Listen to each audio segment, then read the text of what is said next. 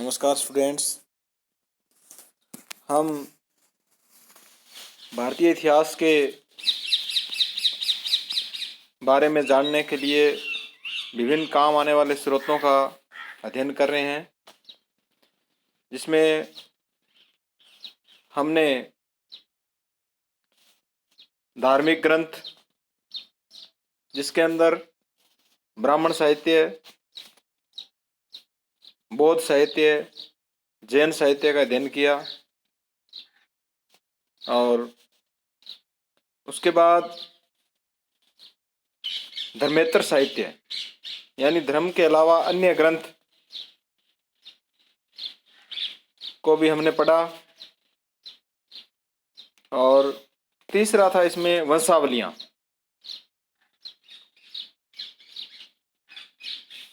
तो आज हम वंशावलियों के बारे में अध्ययन करेंगे, इनका क्या महत्व है और हमारा जो अतीत है वो वंशावलियों के माध्यम से हम कैसे जान सकते हैं। यह एक ऐसी परंपरा है जिसमें वंशावली लेखक हर जाति वर्ग के घर घर जाकर प्रमुख लोगों की उपस्थिति में संक्षेप में सृष्टि रचना से लेकर उसके पूर्वजों की ऐतिहासिक, सामाजिक, आर्थिक व धार्मिक घटनाओं का वर्णन करते हुए उस व्यक्ति का वंशक्रम हस्तलिखित पोथियों में अंकित करता है। हमारे पूर्वजों के बारे में हमें वंशावलियों से जानकारी मिलती है। कहने का मतलब है कि ये जो वंशावलियां हैं वो अतीत काल से ही ऋषियों द्वारा लिखी जा रही है, ताकि हमारा समाज है वो व्यवस्थित बना रहे और आगे आने वाली पीढ़ी है वो अपने पूर्वजों के बारे में जान सके। आपने देखा होगा कि वंशावली लेखक, जिसमें भाट, पंडे, पुरोहित, बड़वा, जागा, बारोट आदि ये घर घर घूमते हैं और इनके पास एक बही होती है जिसमें ये सारा काम हाथ से लिखते हैं और उसका रिकॉर्ड है वो अपने पास रखते हैं, जो पीढ़ी दर पीढ़ी आगे स्थानांतरित होता रहता है। वंशावलियों का क्या महत्व है? वंशावलियों का महत्व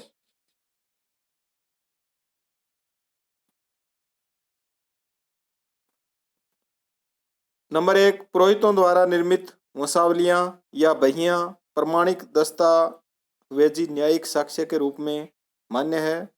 भारतीय साक्ष्य अधिनियम 1872 के अनुसार वंशावलियां, बहियां इत्यादि को सुसंगत न्यायिक तथ्य के रूप में स्वीकार किया गया है। यानी कोर्ट भी ये जो बहियां हैं इनको साक्ष्य के रूप में स्वीकार करता है। एक मुकदमा जगदीश प्रसाद बनाम श्रवण कुमार AIR 2003 P&H मामले में न्यायालय ने पंडों की बहियों में की गई प्रविष्टियों को साक्ष्य के रूप में सही माना गया था, स्वीकार किया था।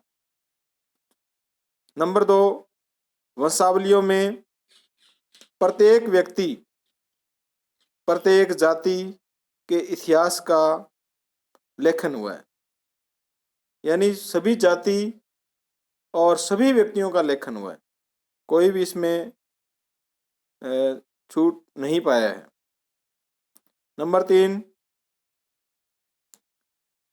वंशावली लेखन परंपरा की शुरुआत वैदिक ऋषियों द्वारा समाज को सुसंगठित बनाने के लिए, समाज को सुसंगठित बनाने के लिए की है।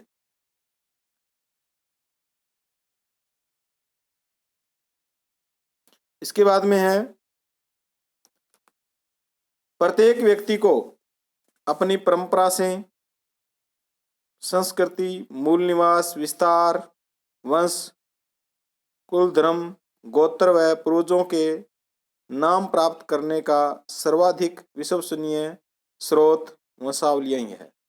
यानी हम अगर अपने पूर्वजों के बारे में जानना चाहते हैं तो हम इन वंशावलियों के माध्यम से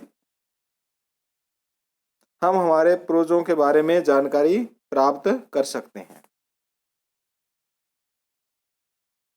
इसके बाद में है 5 नंबर, वंशावलियों द्वारा धर्मांतरित हिंदुओं को अपनी जड़ों का परिचय देकर आपसी विद्वेष को कम किया जा सकता है। जैसा कि बहुत सी ऐसी परिस्थितियां आई थी कि हिंदुओं ने अपना जो धर्म है वो बदल लिया था,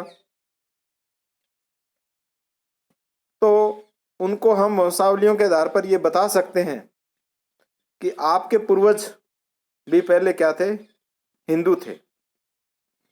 तो इस प्रकार उनके जो मन में द्वेष की भावना है धर्म से संबंधित, वो समाप्त की जा सकती है। इनके माध्यम से भाईचारा है वो उत्पन्न किया जा सकता है। इस प्रकार हम कह सकते हैं कि वंशावलियों के माध्यम से हमें इतिहास के महत्वपूर्ण तथ्यों की जानकारी मिलती है।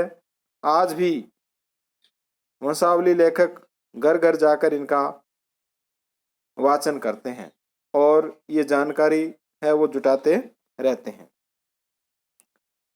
इसके बाद में है पुरातात्विक स्रोत। पुरातत्व का तात्पर्य अतीत के अवशेषों के माध्यम से मानव क्रियाकलापों का अध्ययन करना है। पुरातात्विक स्रोतों का विभाजन निम्न प्रकार से किया गया है। उत्खनन से प्राप्त पुरावशेष, उत्खनन का मतलब खुदाई, खुदाई से जो अवशेष प्राप्त होते हैं उसके आधार पर अभिलेख, कुछ अभिलेख मिले हैं जिन पर राजाओं के नाम, उनके शासन के बारे में लिखा हुआ है। सिक्के व मुद्राएं, आपने देखा होगा सिक्कों पर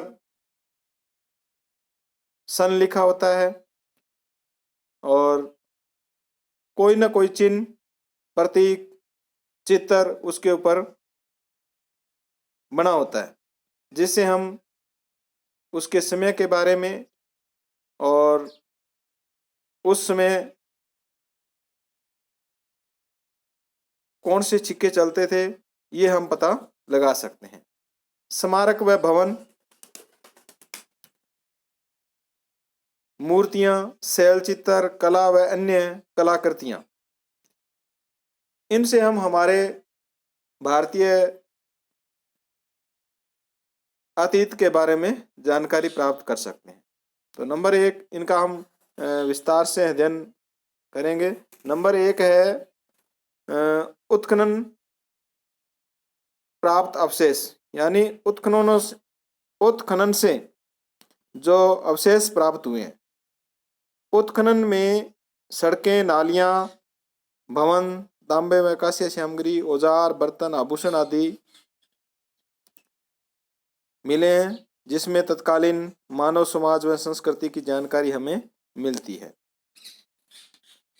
भारत में सर्वाधिक अवशेष मृद भांड के मिले हैं। प्राचीन भारत में ये 4 मृद भांड संस्कृतियां विद्यमान रही है, यानी पाषाण के भी औजार थे, लेकिन सबसे ज़्यादा जो बर्तन मिले हैं वो मिट्टी के बने हुए मिले हैं। तो इतिहासकारों ने भारत में 4 प्रकार के मिट्टी के बर्तनों के बारे में बताया है। तो ये चारों प्रकार आपको याद रखने हैं। नंबर 1 गेरुए रंग युक्त मृद भांड। नंबर 2 काले व लाल मृद भांड, यानी ऐसे मिट्टी के बर्तन जो काले और लाल रंग के दोनों का जो मिश्रण युक्त होंगे। चित्रित स्लेटी रंग की मृद भांड, कुछ बर्तन ऐसे हैं जिनका रंग स्लेटी रंग है, उस पर डिजाइन किया हुआ है, चित्र बने हुए हैं। और 4 नंबर पर है उत्तरी काली पालिश वाले मृदभान। तो काली पालिश वाले मृदभान, ये 4 प्रकार आपको मृदभानों के याद रखने। नंबर 2 है अभिलेख।